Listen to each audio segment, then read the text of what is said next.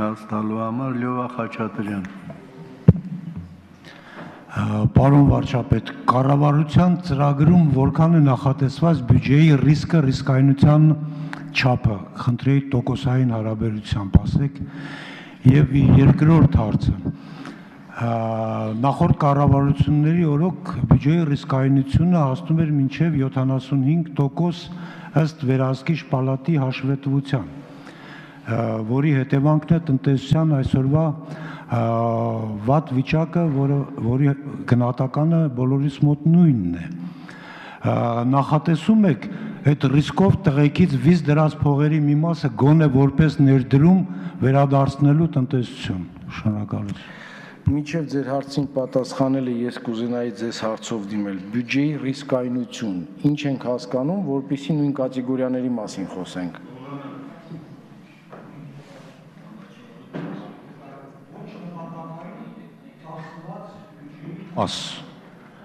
Կարող եմ ավելի կոնկրետ բառով բնութագրել բյուջեից գողացված գումարների չափ։ Այսինքն կա գնահատական, որ 70%-ը գողանում է։ 75% ըստ վերահսկիչ պալատի հաշվետվությանը։ Շատ լավ։ Պարոն Խաչատրյան, տեսեք ոնց է։ Ինչքան է այսօր գողացում, ես այդ թվին չեմ տիրապետում։ Ֆիքսել ենք, որ ախտորոշման խնդիր ունենք, մեկ, երկրորդը ֆիքսել ենք, որ որոշում կայացնելու հայեցակարգերը փոխելու ենք, ֆիքսել ենք գնումների կարգի մասին, ծիգերի մասին եւ այլն, ինչի ենք ուղղում, որպեսզի մինիմիզացիա անենք եւ բացառենք նման մի բան։ Այդ իսկ պատճառով ժամանակը ցույց կտա եւ ըստ դրա կարող ենք գնահատել։ Հաջորդ հարցը ձեր որն էր։ Հա, ռիսկով տղաներին ասել ենք փող բերեն թե չէ, մենք ասել ենք փող բերեն բոլոր նրանց, ովքեր որ փող պետքա բերեն։ Հիմա իրանք ռիսկով են, ռիսկով չեն, դա ինչ կապ ունի։ Արդեն երկու անգամ արձագանք եղավ, խնդրեմ նորից։ Փող բերողները երկու տեսակ են լինում, մարդիկ, որոնք պարզապես ունեն գումարներ եւ ցանկություն ունեն ներդրումների։ Իմ ասածը այդ մարդկանց չէր վերաբերվում, դա փողը ինքն է որոշում գալ թե չգալ, այլ այն գումարների մասին էր, որոնք բյուջեից վերցվել էին գոնե ներդրման տեսքով, պարտադիր ներդրման տեսքով վերադարձնեն բյուջե որոշ մասը։ Եվ մի հարցի եւս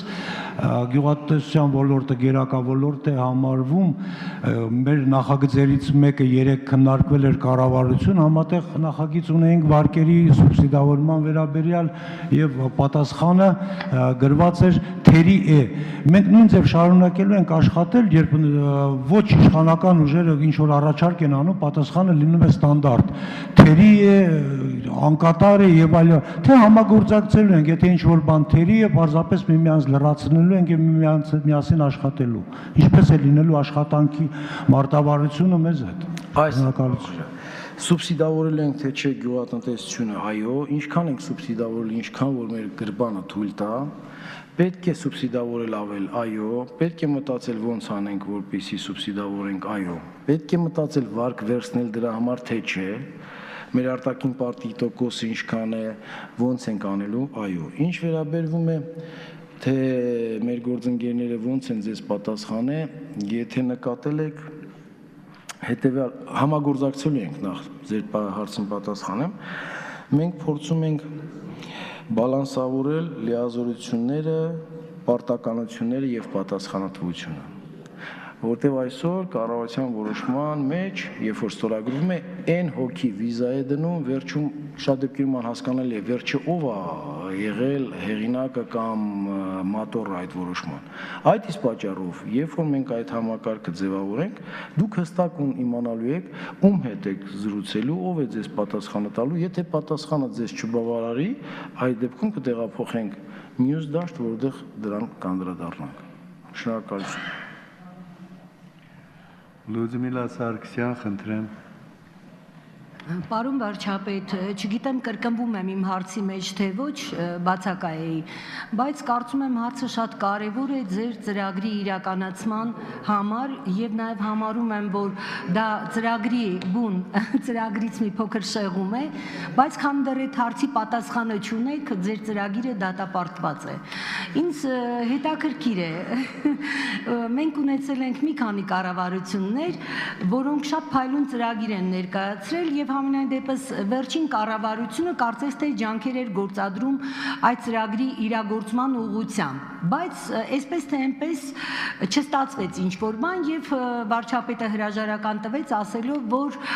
տեմպերը գոհացուցիչ չեն։ Ես ավելի քան վստահ եմ, որ բազմաթիվ խնդիրներ են եղել, որը խոչընդոտել է նաեւ այդ ծրագրի իրականացմանը։ Հիմա դուք ուսումնասիրել եք նախկին կառավարությունների ձախողումներ, ասեմ, թե ծրագրի իրականացման փորձը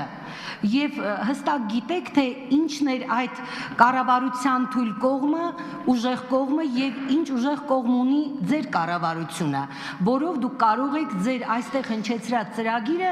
կյանքի կոչել։ Դա առաջին հարցը։ Երկրորդ հարցը հետեւյալն է։ Ձեր ծրագրի մեջ դուք որևէ ժամկետ չեք նշում, հասկանալի պատճառներով 6 ամսվա ծրագիր եք ներկայացրել, բայց իմանալով մեր հանրության, ասենք սոցիալական ծանր վիճակը,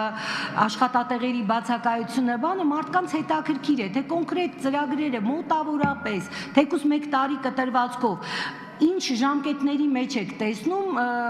սոցիալական վիճակի բարելավումը, աղքատության նվազեցումը, ծայրահեղ աղքատների վերացումը, միգուցե ուղիղ հիմա չունեք, բայց կարծում եմ ինչ-որ ձևով այդ ժամկետները պիտի հստակեցվի։ Շատ լավ։ Դուք առաջի հարցի ժամանակ ասեցիք, որ մեր ծրագրում մի բան չկա, որի պատճառով այդ ծրագիրը դատապարտված է, բայց չասեցիք ինչը չկա։ Չէ, բայց ես հասկանամ ինչը չկա, որի պատճառով մենք դատապարտված ենք։ Հա, ներողություն։ Չէ, այդ երկրորդ մասն էր, սկիզբը, խոսքի, շատ լավ։ Նախկին կառավարությունները կայացել են, թե չեն կայացել, իմ գնահատելու խնդիրը չի, եւ ես համարում եմ, որ իրենք ունեցել են հաջող հարցեր լուծված եւ ոչ հաջողակ, եւ որևէ մեկը երաշխավորված չի, այդ թվում մեր կառավարությունը, որ մենք կարող ենք սխալներ թույլ չտալ։ Երկրորդ հարցը մենք գնահատականներ չենք տալիս 1 տարի, 2 տարի, 3 տարի, ինչու պատճառով։ Նախ եւ առաջ մենք, եթե հիշում եք, նորից անդրադառնամ, ասում ենք, որ ախտորոշման խնդիր ունենք 1, երկրորդը 6-7 ամսվա ծրագիր ենք ներկայացրել, որպեսզի գոնե չքննադատվենք, դուք չգիտեք ընտրությունները ոնց է լինելու, ինչի եք երկան հորիզոնով ծրագիր տալի, 2, երրորդը, երբ որ նախաձեռնությունների այդ ռազմավարական ստրատեգիան լինի, ախտորոշումը լինի, մեր հիվանդության վիճակագրական ախտորոշումը լինի, մենք կարող ենք արդեն թվեր հայտարարել, որի համար պատասխան տանք։ Այս պահին ես չեմ տեսնում նման թվեր, որի հայտարարության դեպքում մենք կարող ենք պատասխան տալ։ Շնորհակալ եմ։ Արձագանքի համար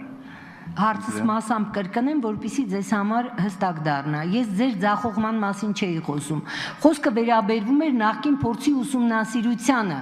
Եթե այն խնդիրները, որոնք առաջացել են նախկին կառավարությունների ժամանակ, եթե դա ուսումնասիրված չի, ապա սխալները անխուսափելի են։ Եվ մի բան էլ ասեմ, որ Հայաստանում չի գտնվի մի քաղաքական ուժ, մի քաղաքական գործիչ, մի մարդ, որը կցանկանա կառավարության ձախողումը, կա որոշակի հույսեր պայմանավորված նորաստեղծ կառավարության եւ ձեր հետ կապված։ Եվ այդ հույսերը մասամբ շատ արագ պիտի տեսանելի լիներ, թեկուզ սոցիալական խնդիրների լուծման մասով ինչ որ ժամկետների հայտարարմամբ,